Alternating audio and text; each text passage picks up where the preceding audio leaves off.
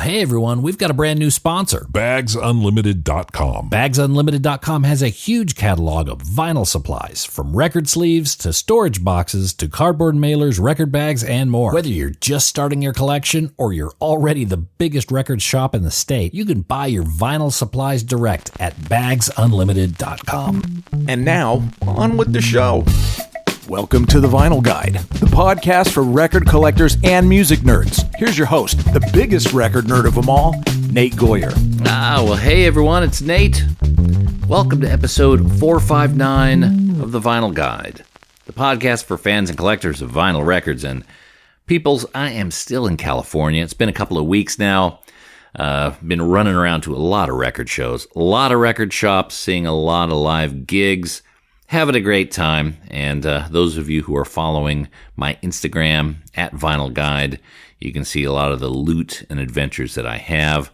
And amongst the activities I've been participating in, I had the honor of attending the final live show for the band OFF at the Belasco Theater, as well as not just one but two screenings of OFF's movie, Free LSD. Both had Q&A sessions afterward. So not only did we get to watch the movie, but we also got to enjoy hearing about some additional thoughts and behind-the-scenes discussion from the team that made Free LSD, including Dimitri Coats, Keith Morris, alongside many actors and actresses that were in the film. And I must say, the movie Free LSD, it's sensational. It really is. I'm not just saying that because I'm a massive fan of the band. Right. And I got to say, I'm very picky, especially when it comes to movies and how I spend my time. And I really, really enjoyed this movie. I think people who have never even heard of OFF or their music will enjoy it. It works on multiple levels. There are many layers and details that I only caught after watching the movie multiple times. So much care and professionalism has gone into it. And I was very fortunate to be able to see those screenings and be in LA at the time that they were there. Now, for most of the world, it's going to be tough to see Free LSD on the big screen. There's been a few cities outside of Southern California, but the good news is that each of you can now watch the movie at any time. Now, it's available on streaming. It's available to order on Apple TV and Amazon Prime and a few others. Wherever you are in the world, I'm sure if you Google it up, there will be a local streaming service that can serve it up to you. However, being the physical media maniacs that each of us is, and I know you are as crazy record collectors, it's always best to have a physical copy. That's my motto anyway. So very happy to share that there is a Blu-ray version of Free LSD available to order now. It's shipping now. And not only does this Blu-ray package come with a copy of the film, deleted scenes, and many extras, but this package also comes with a CD that contains 3 new unreleased OFF songs, 2 of which will not be on any streaming services. So if you want these songs, you gotta get the Blu-ray package. There are links to get that at freelsdmovie.com or fatpossum.com. And again, the Blu-ray package is available and shipping now, so certainly grab that while you can. So today, I'm talking with Dimitri Coats, who is pretty much the organizer and head instigator of OFF. He's led this band. He's co-created it with Keith Morris and led them from strength to strength for the last decade and a half. Dimitri and I sat back, connected in person, poolside, and talked all about the journey of the Free LSD movie. And there's lots to take in here. Creating the movie, writing the script, casting it with people like Jack Black and DH Peligro, tying in the movie and the record, the album of Free LSD, and now even the Blu-ray package with a similar vision, something that is carried on for the 8 years that the Dimitri and the band have worked on this movie. It's an incredible effort, and Dimitri was generous enough to give me quite a bit of his time to go through a lot of the details on creating the Free LSD movie and the whole universe in which it exists. So, please sit back and enjoy this conversation. I've had Dimitri on the Vinyl Guide before, episode 389, so feel free to give that a listen when you can. Of course, I've had Keith on several times, as well as Mario and others that are involved in OFF and Free LSD. And it sounds like the band is calling it quits for now. There are many other projects that the members are keen to explore, but wow, what an extraordinarily fantastic way to bookend the career of this marvelous band. So with that, let's get into our conversation about the journey of free LSD with Dimitri Coats. Ladies and gentlemen, this week on the Vinyl Guide, we have Dimitri Coats. We're hanging out by the pool. This is not only a regular pool, but this is also a feature in the film, one of the locations of free LSD. Yeah. And that's because it was free. Well, look, when you're putting a movie together like that, you're getting help from different people. You're using different resources you have. It all kind of comes together. But I can tell you, free LSD was not free. I'm sure it wasn't. It's now on Blu-ray. People can order that, and I'll put the links in the episode page. There's a CD with extra songs on it. We'll talk all about that. But I got to tell you, Dimitri, I've seen the movie twice now. It's so goddamn impressive. It really is. And I happen to know this is your first movie you've made, right? Yes. Your first script. To be able to come out with something like this, first time, is really incredible. And seeing how it ties in not only to the album, but to the packaging, all the different elements that kind of tie together, it really is a masterwork. And I'm not just, saying things to be nice because you're in front of me and you could punch me if you want. But it really is impressive. So talk to me a little bit about the journey of making free LSD. I mean, this is like 8-10 years of planning. Yeah. It's like about 8 years from the day that I went on a hike and smoked some weed, and like the real backbone of the film came to me, and I remember getting together with Keith and telling him, what I'd come up with, and I was kind of nervous because it's hard to explain to other people. Yeah, it's like okay, so you're gonna start out as this this character that's completely unlike who you are in real life, and this character's gonna suffer from erectile dysfunction, and it's like a hard sell. Was all that in there day one? Oh yeah. Really? Yeah. Okay. Yeah. But he was to my surprise, a big smile came across his face, and he was brave enough to go there because I was touching on real life as a diabetic. He confided in me that years ago, when he wasn't quite sure what was going on yet, he didn't really know that he was a diabetic. That was one of the side effects, was erectile dysfunction. Right. He doesn't have that problem anymore, just to be clear. Yes, that's right. But confirm that. But I really to this day just applaud his bravery to jump into waters that were completely foreign to him, and I'm very touched that he trusted me, to go to the places that he went. His performances, it speaks for itself. The movie started off, as I understand, when it came. I guess originally it was Watermelon. Yeah, there was all right. Yeah, how different is free LSD, what we see today, from what was sketched out to be Watermelon? It's different.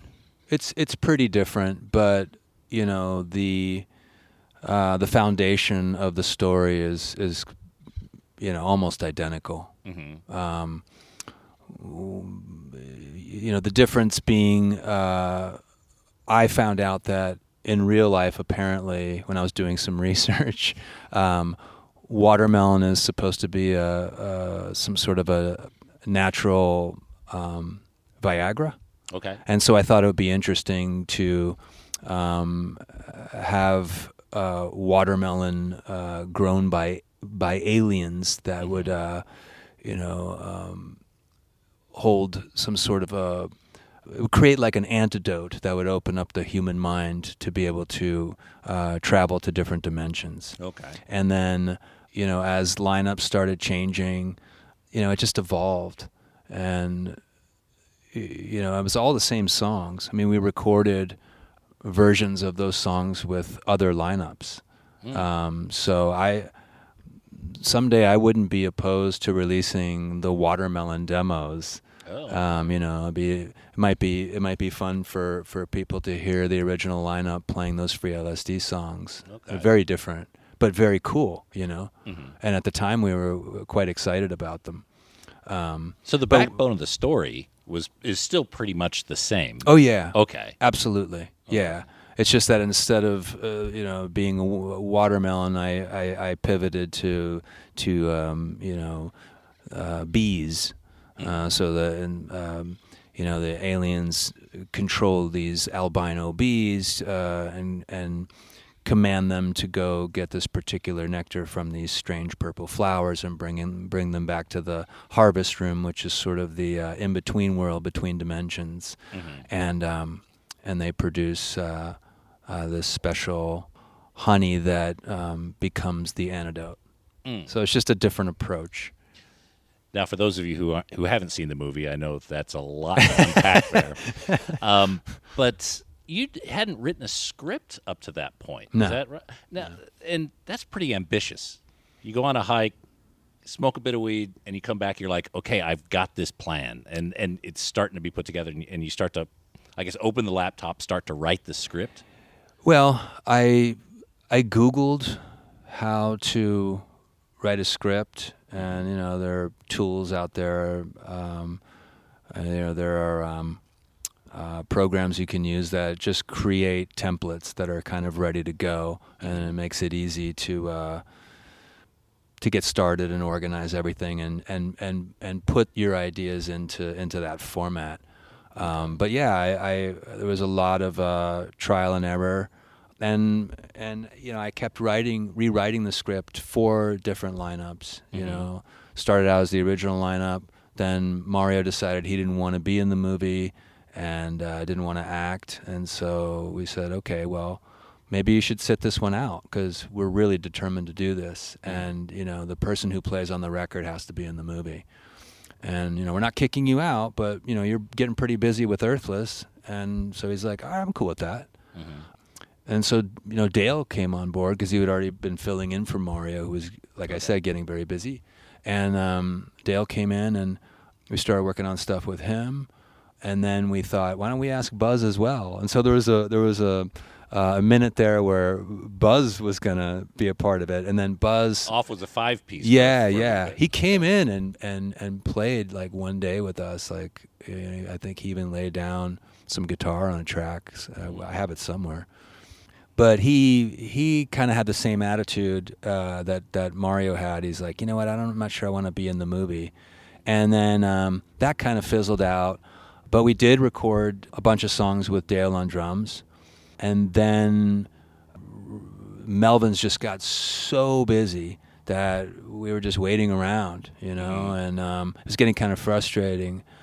And at that point, so much time had passed. Mario was like, we played Mario some of the recordings with Dale, and he was like, oh my God, like, I want in on that. Like, you know what I mean? Like, I don't care. You just let me record these songs, and you can decide, this song Dale's better, or this song you like what I do better, but I want in on this. And then we record the stuff with Mario, and that was back to the original lineup, and it just felt it felt better because that's the band, Right. That's the OG. I mean, there's some stuff that Dale did. Don't get me wrong, that was super cool. But the OG lineup, you're talking Steven. Yeah. And yeah, Mario, like first three rhythm. records, Right. that lineup, And then I'm not going to get into it. Okay. But I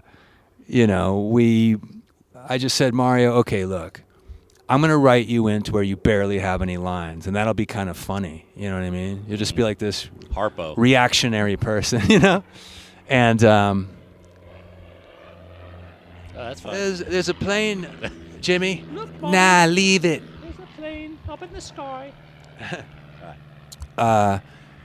So, long story short, we set out to actually start filming Watermelon. And I grabbed a couple of friends with cameras. They hopped in the van. We were playing like these tertiary markets to support Keith's book, My Damage. And it was like on the West Coast. And it was really fun because I would involve the audience, every night and create these Spinal Tap moments where I'd walk on stage and, we had these signs up everywhere, you're being filmed for our movie, and I would get them to like boo us and throw things at us, and I would do like these fake interviews afterwards and just have all these like, it was hard for some of the fans, but some of them did a really great job, like just talking about how I used to like them like back on the first record, but this is just a fucking disaster now, like and somebody was like, the only reason I'm here is because like I won tickets off the radio, like this was fucking, it's a drag. And so we had all this really fun footage from that tour that the whole point was that it would be like this shaky documentary, kind of intro that would make up the first 20 minutes of the film, and it's all about this band essentially falling apart and breaking up on the road, and then it would transition into 2 years later, and it would move into this script that I had written, and it would jump into more like real production, and it would be like this Wizard of Oz transition. That was the original concept for Watermelon. Okay. And then true to life, the band did fall apart. We did pretty much not break up, but we lost our rhythm section, and it took us a couple years to reinvent ourselves. Was there a big question mark whether Off could survive after Absolutely. that? There was for me. I didn't think we could do it. And Keith was, sometimes Keith is the one that just goes, Dimitri, like, we can do this, and it's going to be better than you can ever imagine. And I'm like, where is he getting this optimism from? You know what I mean? He said the same thing about when our Kickstarter failed. He did the same thing with me. I at that point I thought like, okay, there's no way this movie's going to happen. And he gave me a pep talk. He got emotional, and he said, because I told him, look, man, at least this, thinking about these songs and this album as a soundtrack to this bizarre, film with aliens in it and shit, it freed us up creatively to where we found, new territory for ourselves. Like these songs are bitchin', and we have, the film to thank for that, just as a compass. Right. And he got really emotional. And he said, Dimitri, we have to make this movie. And, and that's when I realized, like, oh my God, like it's as important to him as it is to me, and I'm the one that has to write and direct it, and fine tune it and all that. So we just kept pushing forward. And that's the beautiful thing about our friendship is, it's always felt like us against the world, and he was very instrumental in helping me cast this movie. It was his idea to get Chris D. It was his idea to get S.A. Griffin to play my dad. He thought to reach out to Rob Zabrecki. There's a whole bunch of people on that, and I think people who watch the movie will see it's the acting is really good. Look, the production, everything, I think it has the qualities. It's a professional movie. It's not something that you people have made slapdash, right? It's there's a big quality in it, and the acting. Even though Keith did an amazing job, you have a scene in there with your dad, and myself included. I could hear the audience gasp, almost sob during this one scene. Your skills as an actor, like what was your state of mind? Do you remember your emotional kind of level at that scene? Well, yeah, I learned my lines on the drive there because I was so busy with directing the movie. I didn't really. I would just I would find my character when I would get I I had this like crazy mustache that would be glued onto my lip, and my friend Carla Neff, who did a brilliant job doing makeup and hair, she would just start pulling my hair back and turn me. She would turn me into this other guy, and this person was like the greatest hits of all the music industry douchebags that I've encountered over the last 20 plus years. But she lives here where I live in the same town, and I would drive the van to set, and I just run lines with her. And when I was in my early 20s, that's what I wanted to do. I wanted to be an actor. I went to I guess you could call it a prestigious acting school called Juilliard, and I studied theater for a couple of years, and I quit because I suddenly realized I wanted to be in a band, I didn't want to wait too long. I knew I could always come back to acting, but the music thing, it took off pretty quickly, and I never looked back. But it's my roots, and so. No, I had never written a script before, but I'll tell you what, I've read a lot of scripts, I've read a lot of plays, and I've studied them deeply, and I've done my fair share of acting, and I feel like my strength as a director is to work with other actors. And I would even say that I'm probably overall a better actor than I am even a musician, because I really don't know what I'm doing. Like on the guitar, I don't know the notes that I'm playing. I don't know, I don't know what the chords are called. So we said G chord or C chord. I can do that. Okay, I can do G and C, but after that, it's a wash. Minor, seventh. Yeah, like as soon as I start getting away from those open chords and putting my hand up the neck, I'm whatever. Right. Yeah. I learn how to play by ear, and I go by instinct, and I'm just. I got lucky, I found a language for myself, and I decided I wanted to concentrate more on songwriting than be like a good musician. But if I get together with someone, which I have been in these scenarios where suddenly I'm with a musician who can really play, like Justin Brown, I feel inadequate. People who really understand the language of music and have studied it. But I did study acting deeply enough as a younger guy. Do you prefer acting over music? I wouldn't say that. I would just say that I would if I was with like a real musician, like let's say a jazz musician, and we were at a jam, I would feel foolish. But if I had to be in a scene with Anthony Hopkins next week, that wouldn't scare me. Okay. Because I know the craft. I actually went to school for that and worked really hard for a couple of years learning technique. And I was in a vampire, rock and roll vampire comedy called Suck with Malcolm McDowell. And I'm the lead villain vampire, and he's hunting me the whole movie, trying to kill me. And we have this showdown at the end, and I remember the first time he showed up on set, the director told him, like, go easy on him. He's a rock and roller, and this is his this is his first film. Right. And we rehearsed at one time, and he came over to me. He goes, "There's no fucking way this is your first movie. What's going on with you? You can really act." And I was like, "Well, I'm a Juilliard dropout from years ago." And he's like, "Oh, that explains it." And then we. He wanted to hang out. I mean, he had me change my flight so we could fly back to LA together. He invited me up to his place in Ojai. We played golf, and he really, really wanted me to consider taking it seriously. But Off was just about to be born, and I don't like the life of an actor. I like that feeling of being, collaborating with people and creating something from nothing. And that's what a band has always felt like for me, and that's what making this film felt like for me. I could choose the people I wanted to work with and create a world. Well, I mean, you were the scriptwriter, had an acting role, songwriter.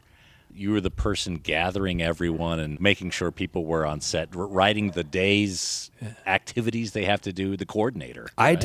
I didn't set out to be in charge of this film at all. It's just that, someone had to. I no director would take us seriously. Like all these people who had directed our music videos, they're like, I don't think so. You know what I mean? It's just because they know.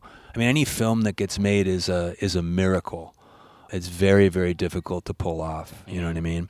And so I ended up in this position by default, and it's a kind of a beautiful accident. Much in the same way that Off was a beautiful accident. I don't even, as you know, and a lot of people know, I don't even come from punk. When I met Keith, I didn't even know who he was. And we just had a genuine friendship that we struck up. And I tried to produce a Circle Jerks record that fell apart. And during that time, we realized we could write amazing fucking punk songs together that really spoke to his roots in Black Flag. And I feel very, very fortunate that Off and this film, led me to something that I now want to do with the rest of my life, which is to make independent films. So making those independent films, is Free LSD a bit of a template for what you want to do? Because what you do is also production. You're the producer of the movie. You're gathering everyone together. You're getting the talent together. Get the money. You're getting the money. You're talking to the money people. If you Yeah, don't have it already, yeah. you're just making shit happen. Is that pretty natural? Does that feel comfortable? Only because I've managed Off since the first record, and that gave me the skill sets that I needed. I think that in combination with just wearing a lot of hats. Right. I'm not just a guitar player. I write the music. I write these songs with Keith. I produce the records, and and I learned how to like look at what's behind the curtain and try to figure out like how to get the word out there about this band. And I got good at things like marketing and promotion and stuff that I didn't really want to do, but no one else was going to do it. Right. And so I end up learning how to do things the same way that I had to learn how to write a script. And but with the film, it's a bit different because I got very lucky early on. One of the first people that I sat down with that really took me seriously, and he's a fucking heavyweight, was Jonathan P. Shaw, who's one of David Lynch's editors. And he goes back to cutting Blue Velvet. He edited all the original Twin Peaks that David Lynch directed. And I just met with him through a mutual friend just to get some advice. And I basically pitched him the film. I hadn't even written a script yet. And he goes, I'm gonna edit your movie. Well, what do you credit as him having that immediate confidence in you? Hey there, all you record nerds. I want to tell you about BagsUnlimited.com. BagsUnlimited.com has a huge selection of vinyl record supplies. Whether you collect LPs, 7-inch singles, 78 shellacs, or anything in between, BagsUnlimited.com will sort you out. From polyline sleeves to cardboard record mailers to 7-inch storage boxes and archive quality record sleeves, protect your records of any size and shape at BagsUnlimited.com. Whether you have a small personal record collection or you're running a massive record shop, you can grab a small supply or even buy in bulk at BagsUnlimited.com. And they've got some really incredible, unique stuff. BagsUnlimited.com even has special size sleeves made especially to protect your box sets, storage boxes and sleeves for cassette tapes, protective supplies for reel-to-reel, and yes, even 8-tracks. Just go to BagsUnlimited.com, click on Audio Supplies, and prepare to be impressed by all the options they have. That's BagsUnlimited.com. What do you credit as him having that immediate confidence in you? I think I've always thought it was an interesting idea. It's difficult to pitch because it sounds really complicated. The film is like when you see, I've had people tell me that it's a lot to take in on a first watch, and it's even better the second time or the third time because you can discover new things. But it's there are a lot of Easter eggs, and it's very sophisticated for the kind of film it is, which is a midnight movie. I mean, it's pretty goofy, but the psychedelia is there is no actual LSD in the film. It's a metaphor, and the trip is all these different emotions that we try to take people on, when they watch the movie. At times you're laughing, it's like, oh, this is ridiculous. Other times it's kind of tense, there's real drama and action and horror, and there are lots of moments that are kind of moving or uplifting. We wanted the film to be and the album to be companion pieces. The same feeling that people get when they listen to Free LSD, the album, because that's also a journey. That was designed to take a listener on a ride. I mean, it just doesn't stop. That's why there's all this interstitial, experimental music going on in between songs, or with those sort of free jazz, experimental noise, freakouts or whatever, FLSD. It's all tied in together, and if you come at the movie as a fan of the album, you're gonna be pleasantly surprised. There's characters that are literally, their lines are lyrics from the film, and then if you discover the band just coming into the film cold.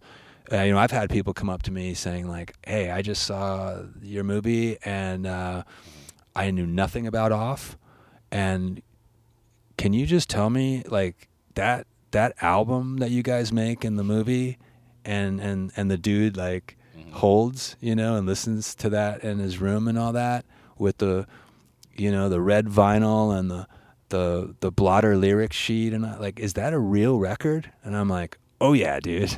You can go to a record store tomorrow and buy that, and they're like, and you can rip off like a square, like a tab, like from that lyric sheet." I'm like, "Yep." They're like, "Oh my God, that is so fucking cool. I'm gonna go get that record like first thing." And that's what it was always designed to do. It was designed to bring us a new audience, bring more people in the tent. Yeah, it's easy to appeal to OFF fans, but I've always had dreams of being a bigger band. You know what I mean? And because it's traveling around in a van and at Keith's age instead of a bus, and and sharing hotel rooms. It's and you're out for a month, and you make enough money to warrant going, but you're not getting rich. You know what I mean? We're certainly not doing Circle Jerks numbers, you know what I mean? So, the film, I guess the timing of it's a little weird that we're we called it quits right when the film is coming out, but I don't know. It just it took a lot longer to get the film to where we wanted it. I mean, I think in a perfect world they would have come out at the same time. Right. So it is what it is. And we raise the bar so high for ourselves that we feel like we want to go out on top. It's not a sad thing. No, not to you guys. But look, again, and my love for this band, and I'm so proud of you guys for doing what you did and raising the bar so high. There's no shame in then coming out with an EP or something else that's just completely cathartic and something, not trying to compete with the past. When you say OFF has called it quits, I always see that as with an asterisk on it.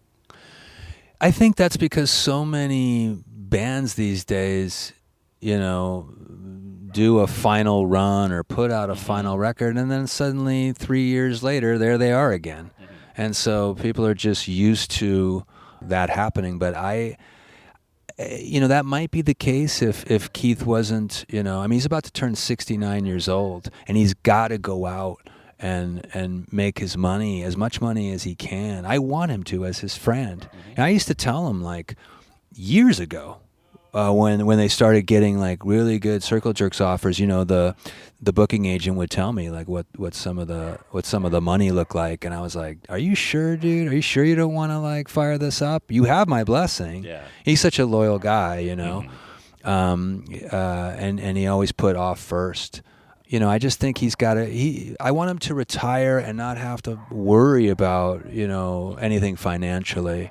And like I said, I'm not a spring chicken anymore, and I have other films I want to make. And it took 8 years to make this one. So how many more films can I create? I love music more than I have ever. It's just a different kind of music. I just don't reach for the electric guitar as much as I used to. It's more acoustic, and I'm nothing impresses me more than someone who can walk on a stage with an instrument. In my case, I want to see specifically a finger picking guitarist who can. All they have are their songs, and they get up there and sing their songs. It's sort of like stand up comics. It's an amazing thing for one person to walk on a stage, and they just have themselves and their jokes and a microphone, and the ability to just move people like that as a singular entity. I've become fascinated with that, and that's what I want to explore with music. Speaking of stand-up comics, I was so delighted at the premiere that Dana Gould got up. I love Dana Gould. Me too. From all the time doing stand-up, he was he was one of the faces on the Mount Rushmore of my comedy heroes. Oh, right on. And he was one of several folks that you had in the movie. There's Zander's in there, Don Bolles. Talk to me a little bit about getting some of the creative community involved in it. Yeah. So Jack Black had been in a couple of our videos, and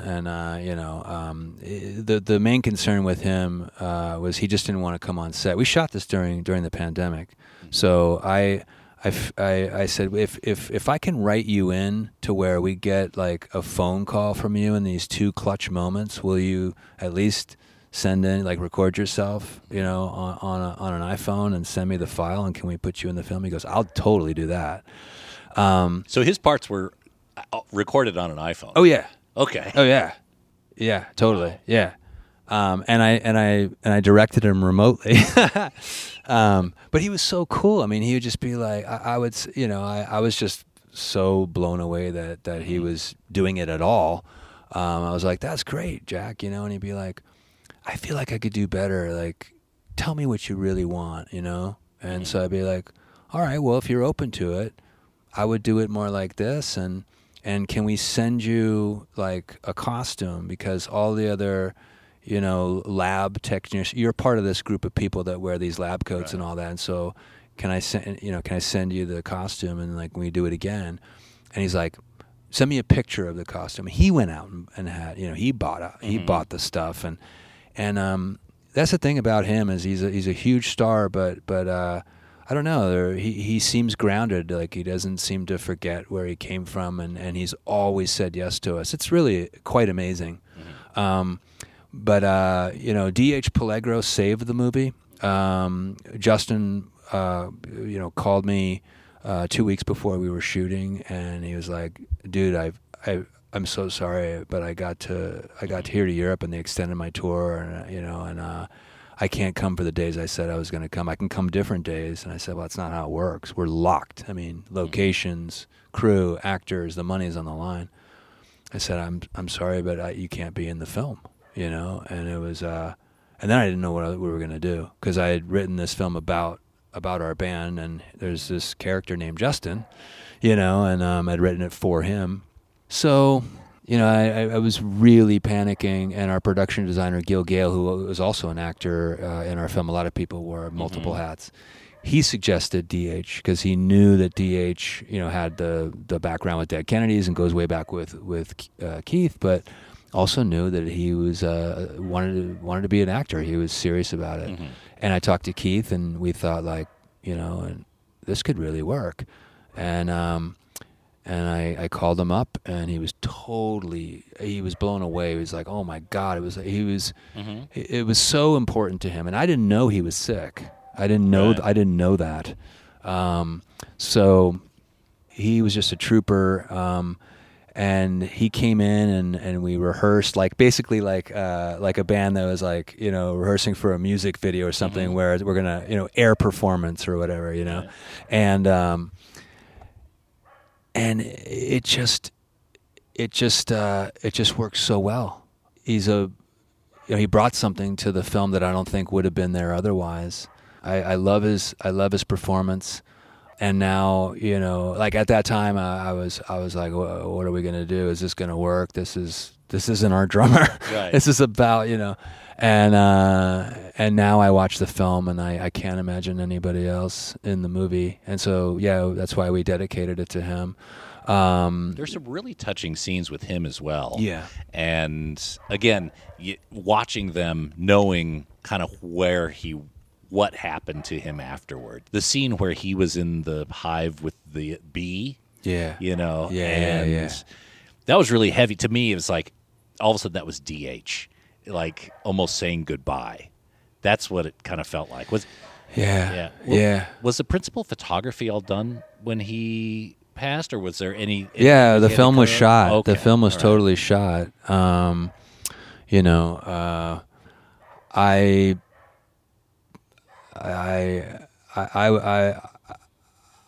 was really, I guess, not surprised that he died because I remember when I first hugged him, he was like, like watch out, I said, what's wrong? He's like, I have a plug here for chemo. I didn't even. That's the first time I learned that he was dealing with cancer, So it wasn't a complete shock that he passed away, but I guess the story changed, and I don't know. I guess then it turned into an overdose, and it's like, look, when you're struggling that much with your health, I get it. You know what I mean? He was just a beautiful person. I'm very fortunate that I got to even know him, and when I watch that scene between us in the dressing room, it's very meaningful to me. But there's that's something we're proud of is that we brought in so many different people from our music world, that we knew had acting chops. Like David Yao from Jesus Lizard. He really wants to be an actor. That's what he wants to do, and I knew that. Even going into writing the script, I wrote that role for him. And like Davey Havok from AFI, he's great in the movie. And characters play in different dimensions, and so they have to play different versions of themselves. Rob Zabrecki from Possum Dixon, he's in there. Like you said, Don Bolles. It's a real who's who. Zander from Circle Jerks. So we have two guys, Keith and Zander, who are, we're in Repo Man, and Repo Man was definitely like a beacon for us, Yeah.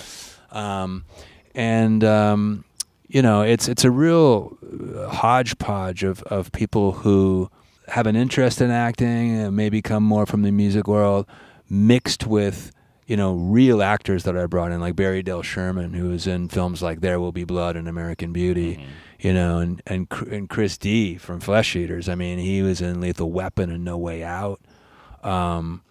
There's just a lot of we're lucky. We know a lot of talented people, but that was part of our story. Is like, look at what these fucking like Gen X and boomer like musicians can do, and that's another thing is like we should be allowed to like grow older and make art and be taken seriously, and it's always been my story.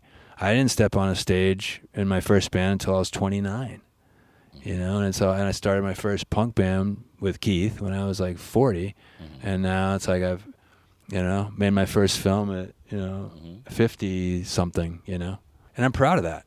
Yeah, it's so impressive, especially knowing that this is the first time, and the fact that all these things were coordinated across the album, the movie, even now the Blu-ray package, which again is a companion piece to all of them. Was the thought about having those connections, the blotter paper, all the subjects of the songs lending themselves to the movie. I mean, that had to have been baked in from a very, very early stage. Yeah, I mean, the whole time I was writing the script, I was trying to find ways to connect the songs to the film and vice versa. Mm-hmm. A lot of it came from, talking to Keith and realizing, that he had an interest in conspiracy theories. I remember I was already going down this path. I'd already made a decision that I was going, at every creative fork in the road, I was going to go in a direction we normally weren't allowed to go. Because Keith was very strict in the early days. Everything felt very, very black and white. And, I felt like I was kind of trapped in a box creatively, and that was my trick to get him to allow us to just reach for the stars and get really weird. Like, okay, if I can convince him to make this film, and I can convince him that this album is a soundtrack for this strange film, then he's going to take the blinders off, and he's going to allow me to like pull in these weird proggy riffs and do all this crazy shit. And it worked out beautifully. And I would say to him things like, hey, isn't punk rock, supposed to be about freedom and breaking the rules and anarchy? You know what I mean?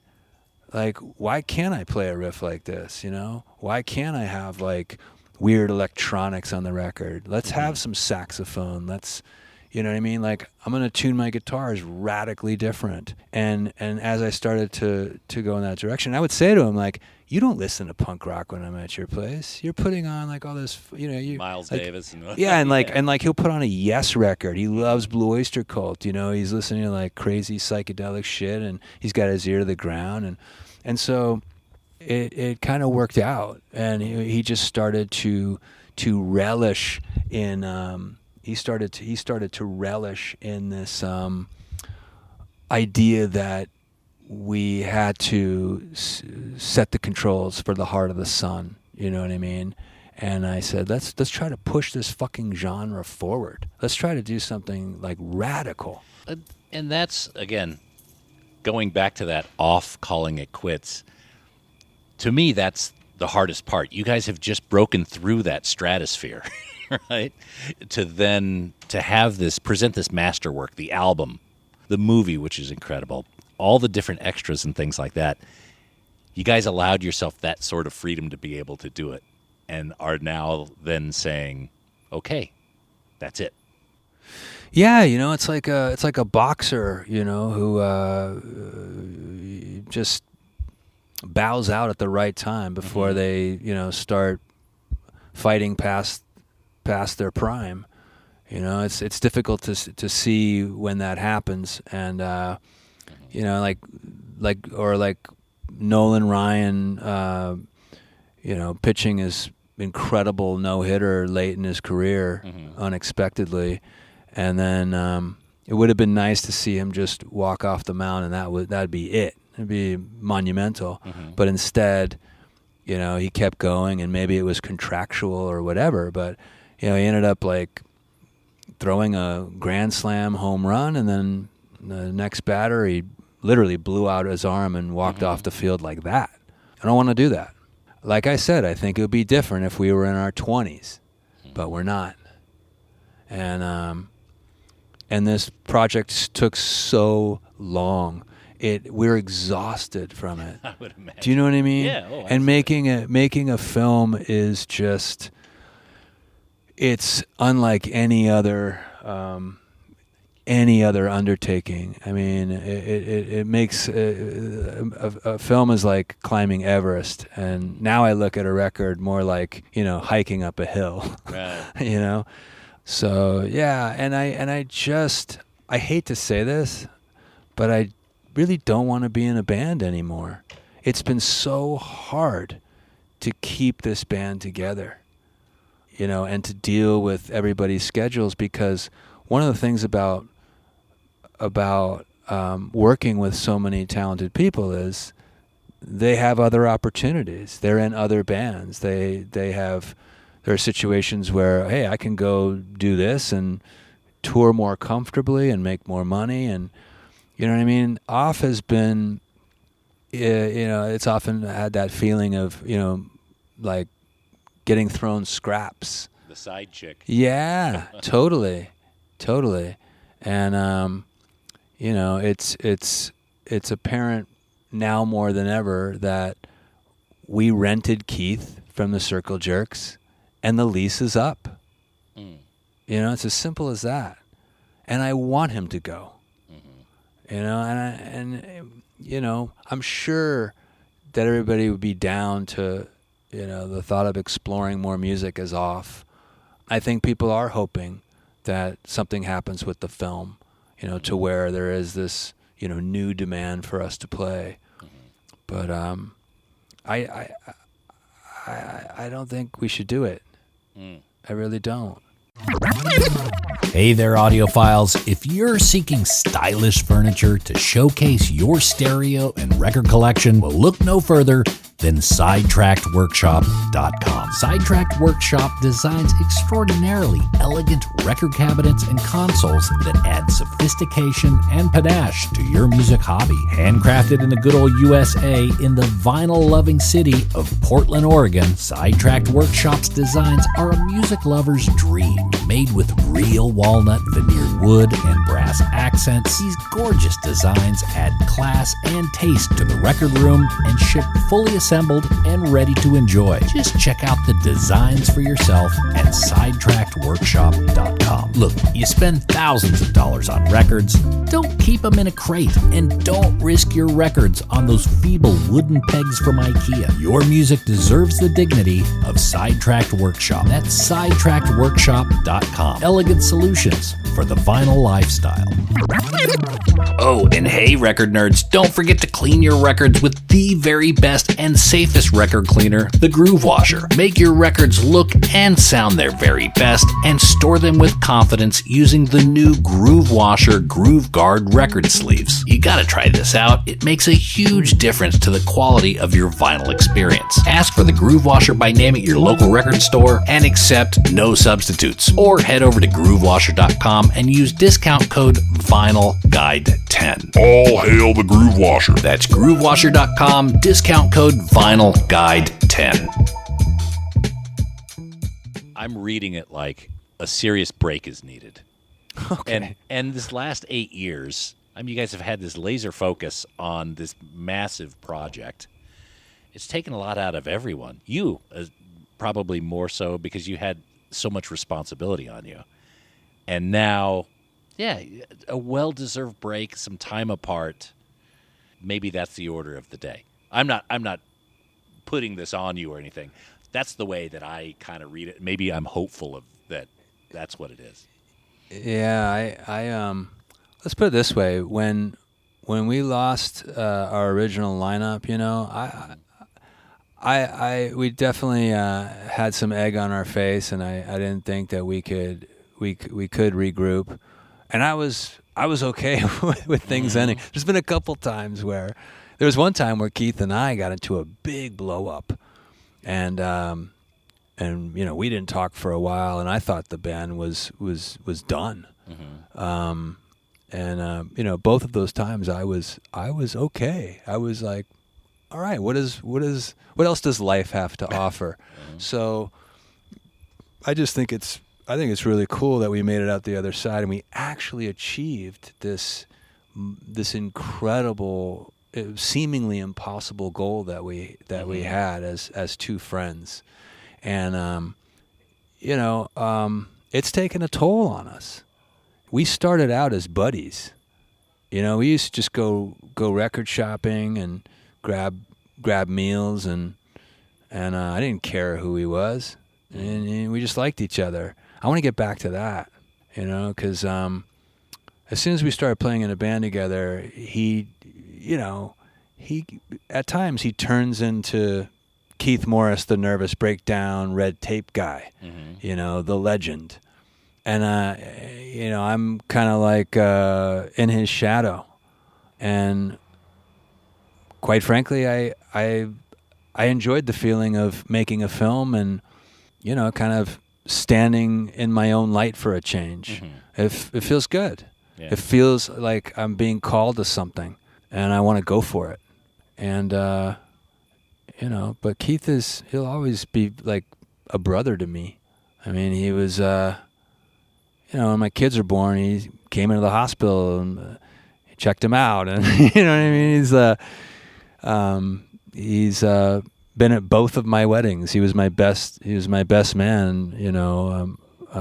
My current wife. I love him. And I also don't want to. I don't like him burning the candle at both ends. When he was. I felt a little weird, putting him in that situation where the circle jerks are tugging at him, and then I'm tugging at him with this off stuff, and now it's time. Now it's our time. We have a record coming out, and I thought they were just going to do it once around the world, and then it would be our turn. But that's not what happened. The offers kept coming. And they're still going, and that's great. But off suffered because of that, and suddenly we're fighting for whatever real estate we could get, and so anytime we had a break, they're swooping on okay, now we're gonna. So he's barely had any time off. You know what I mean? Because I would go work on the film, and then he'd take off and go tour with circle jerks again. I was in post production, so he's just been nonstop, and I think he likes that to a certain degree. But I had people tell me, like, are you sure you want to put him through that? Like, you want him to be like the lead role in a feature film? It's exhausting, and he's already doing these other things with these two bands. But I think he's one of those people that I noticed he's always healthier on the road than when he's home doing nothing. He's one of those people that thrives having a purpose. And there were many years where it wasn't as smooth sailing. Right? I mean, this is he's had a renaissance in the last 15 years, really. I've had people from the punk rock community, like legendary people, come up to me and just tell me how much it means to them that I was able to help him reinvent himself. But we did that for each other. He helped me reinvent myself. You know what I mean? I mean, the position I'm in right now, I have him and Off to thank for that. You know what I mean? Like, this movie wouldn't have gotten made if so many people didn't love that guy. I mean, yeah, there's Off fans, but it goes way beyond that. There's just so many people that grew up listening to his music, and it's kind of like when they realized, like I did, how important this film, is to him.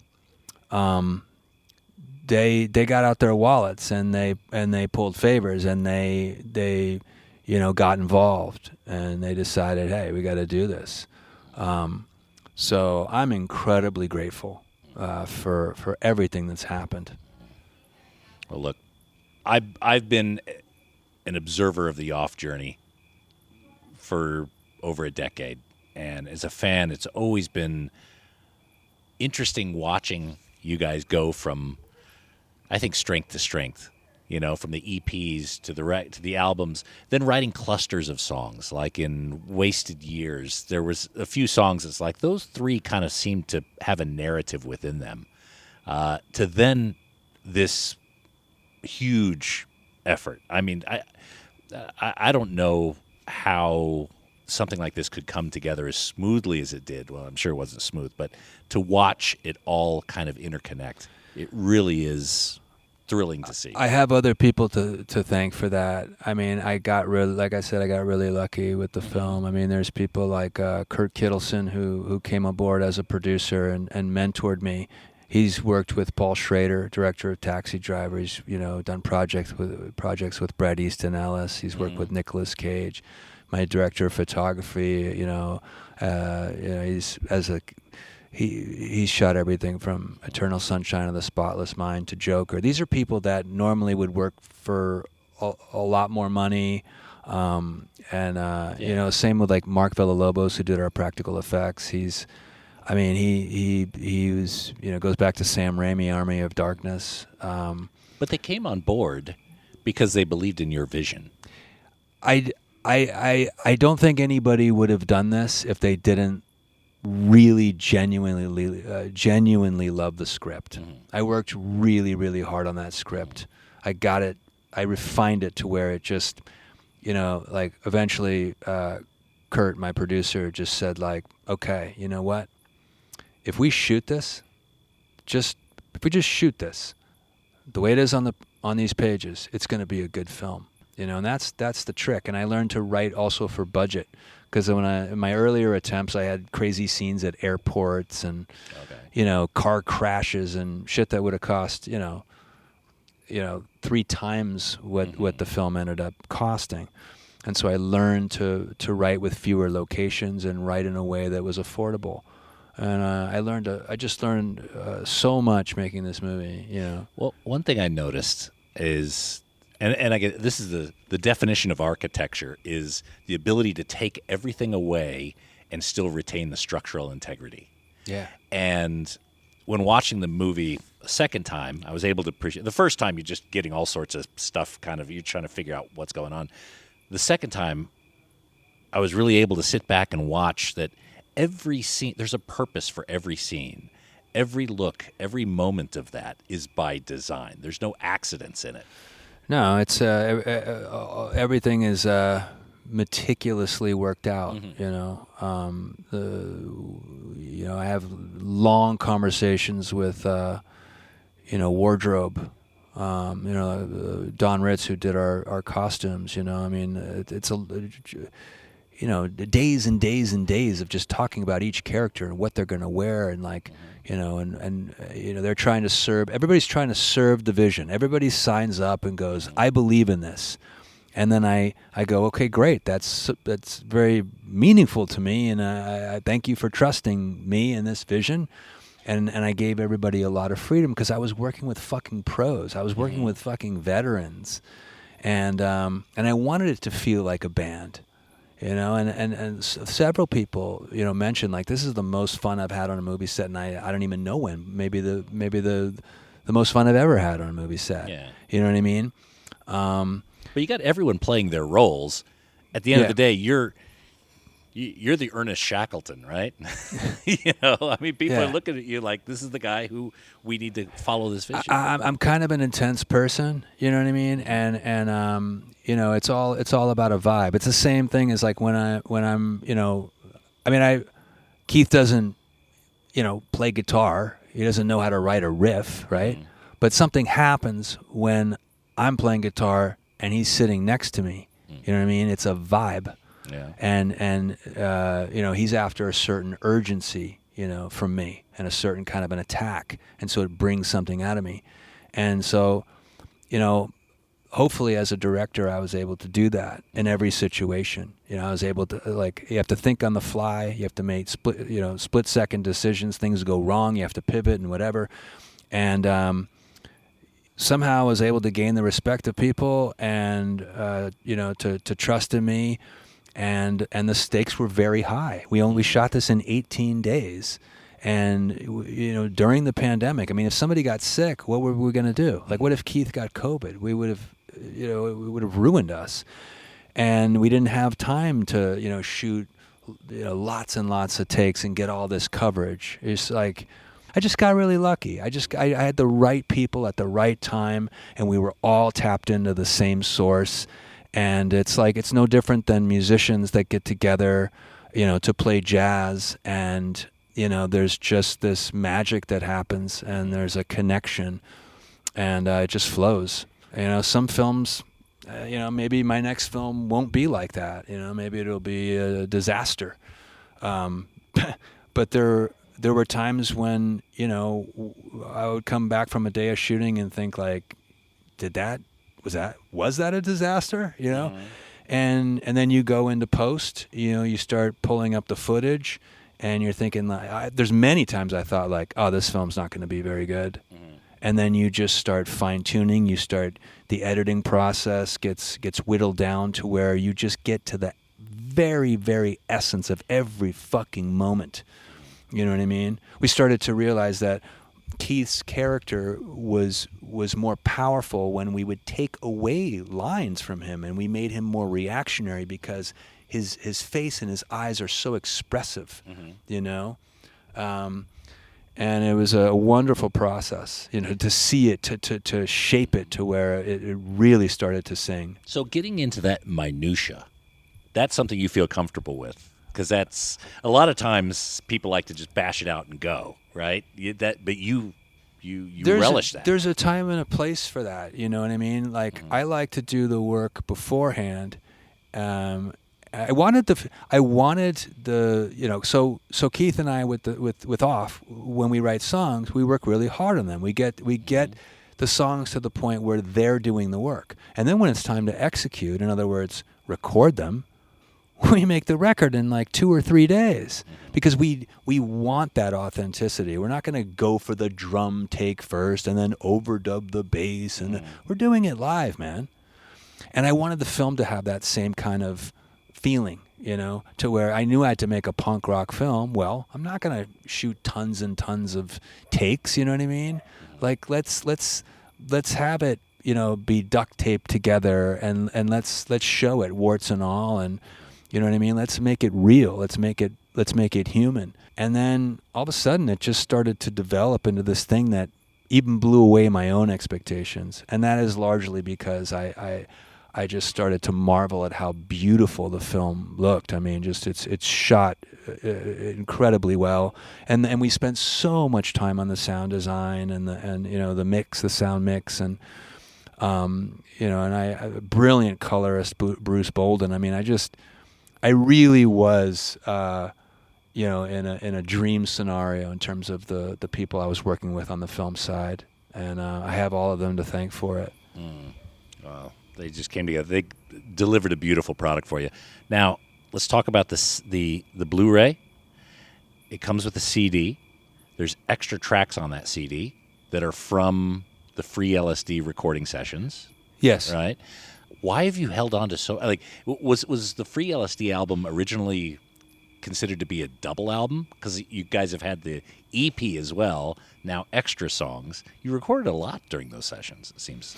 Yeah, I mean, I think we just wanted to be in a place where we had more than enough songs. We'd never had that luxury before. It was always just like, I remember one time just asking, you know, back with albums like Self-Titled or Wasted Years, like, you know, when would it be good for you, you know, the label for our album to come out? And they would say, oh, you know, April.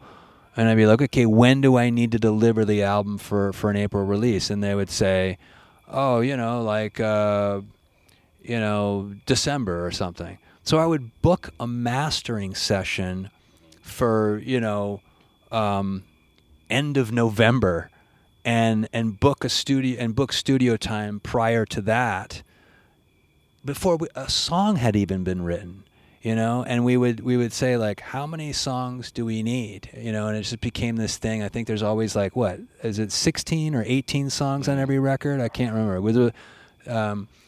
And we just we just never wrote more than we needed. Right. And they'd say, like, we need a couple bonus tracks for other things. But this time, because of the nature of what it was, and, you know, we knew we were going to take our time, and we knew we wanted to explore different territory. And so there are songs even beyond these 3 extra unreleased tracks on the Blu-ray that exist, with with Autry and Justin as our rhythm section. Yeah, I mean, we went deep, and this Blu-ray is very special to us because there's only 3,000 of them. It has this killer foil slip case, these lobby cards that are kind of like postcards, stills from the film, and it has, you know, a nod to the album with the blotter lyric sheet and album credits, and and this CD with the extra songs for the fans, and deleted scenes, and it's got both trailers, and Spent a long time actually on the subtitle, on the captions. Oh, you got something. Okay. Yeah, on the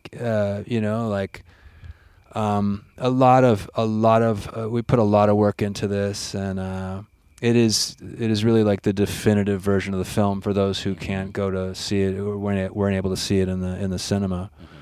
I highly recommend getting it, and I really do. The reactions to these Q&A, the people who did show up to these Q&A screenings, it's just been overwhelming. I mean, these things have been packed, if not sold out, and everybody goes out of their way, to say, and they always. I usually get this, like, I don't take this the wrong way, but I came to this film not really expecting very much because it's a film made by a band or whatever.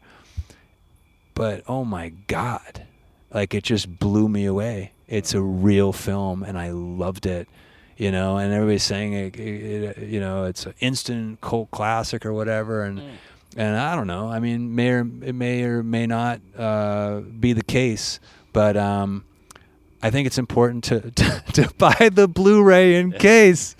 Because then, it'd be worth something someday.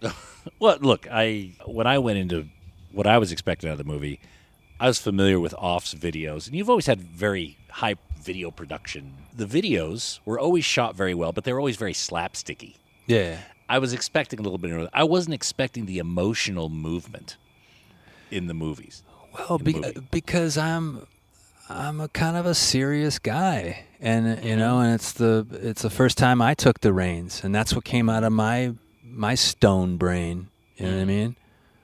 I would just get I would smoke so much weed that I could barely talk, and then I would put on headphones and listen to like weird industrial like noise kind of shit, that played a role in me finding that sound for the album. I got into all the power electronics, and I would just listen to, and all those guys told me, these guys like, from Bastard Noise and Hunting Lodge and, Amps for Christ and stuff like that, they, when they were making that stuff, in their minds, they were making soundtracks to film in their heads.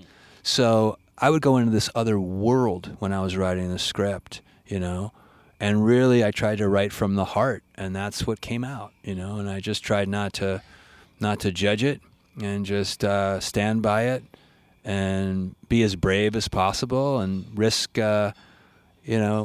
making a fool of myself. And Keith did the same thing, but sometimes that's what you got to do to break new ground and to do something, extraordinary, challenge yourself. Get out of the comfort zone. Absolutely. And the goal was always for the film to deliver on the same level as the album, and I really feel like we've done that. And I couldn't be happier. I can't wait for people who haven't seen the movie to see it. So there's only 3,000 of these things made. I'll put the link in the episode page where they can get it, but I would strongly encourage folks to, if you can get to a big screen premiere of it, or the premieres are done, but if there's any big screen, I'm totally open to doing more Q&As if okay. There's been festivals that have reached out. I mean, we have to see, but yeah. I mean, we turned down the TCL Chinese Theater in Hollywood because we had already booked Vidiots. We'd already booked Los Feliz 3, which is part of American Cinematheque. We had already, scheduled our LA premiere at the New Art Theater, which is the mecca of the midnight movie. It's like where, films like Eraserhead and Pink Flamingos were born out of,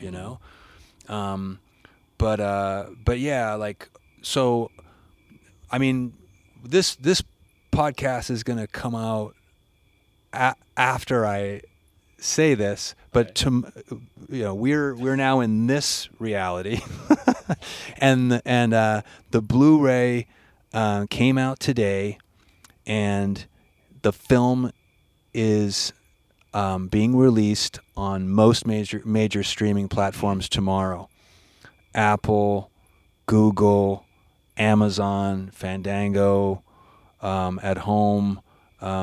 So everybody, should be able to watch this pretty easily at this point. But I'm telling you, that Blu-ray is someday is going to be a coveted item. I just have this feeling. It's got the Blu-ray. It's got the songs that haven't been released. And if I understand it correctly, a couple of these the songs that are unreleased will not be on streaming. Only one will. That's right. So this is the only place. It's the only place you can get these songs. And one and there's one on there that is my favorite of the three. The BDA. Yeah. Okay. It's one of those it's kind of like one of those tracks on Free LSD, like FLSD, but this is BDA. And if you see the film enough times, you'll know what BDA is. Yeah, and that's why I encourage people, get the Blu-ray. You're going to want to watch this movie a few times. There's multiple layers in it. There's little things, little through lines, like Marlene Dietrich pops up here and there. It's like, okay, wait a minute, what's that about? The bees. There's a few things I got to dive deep in. This is not a movie to watch while you have your phone next to you. You want to allow yourself to be absorbed in it and enjoy it. There's a lot there if you're willing to throw yourself into it. We put a lot of love into this. A lot of sweat. A lot of work, yeah. So, Dimitri, I know we spent quite a bit of time. Is there anything you want to talk about? Anything you want to bring up we haven't brought up? No, I just really appreciate all the support you've given us over the years, and I think your site and what you do is super cool. And I've been a very serious collector of vinyl most of my life, and I'm a real nerd about it. Yeah. As you saw when I gave you a tour of my house. Quite impressive. So just keep doing what you do, man. It's awesome. Oh, man. I do appreciate that. I really do. And again, Dimitri, it's been an absolute honor, following you guys and talking with you guys and doing my little part to help bring more people into the tent. So anyway, I hope we get to talk on future projects you have. I'd love to. Great. All right, let's eat. All right.